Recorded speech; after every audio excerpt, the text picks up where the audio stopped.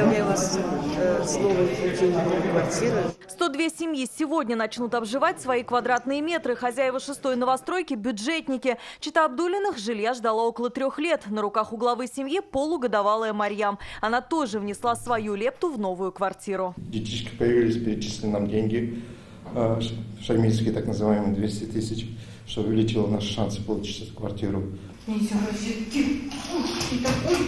Этажом ниже по-хозяйски осматривает квартиру маленький Александр. Ему чуть больше года. Родители ждали новоселья более 4 лет. Все это время снимали однокомнатную за 15 тысяч рублей. Теперь ежемесячный платеж составит всего 6 тысяч рублей. Это будет комната сына. Здесь мы поставим кроватку. И к Новому году планируем уже переехать, встретить здесь праздник. Очень рада.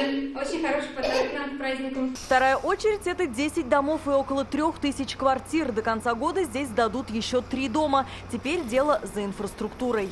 Окончательной версии на сегодня озвучить не могу, потому что она не утверждена. А так, конечно, жители Салават-Купры, они не останутся своими проблемами, пробками. Все равно будет решение по развязкам, все равно будет решение по дорогам, дублерам. Сейчас строят детские сады и школу. Правда, последняя порадует салаватовцев лишь к 2020 году. В жилом комплексе не только квартиры с современной планировкой, но и придомовая инфраструктура. Здесь детские площадки, спортивные площадки, достаточно парковочных мест. А в 2019 году планируется сдача 2 детских садов.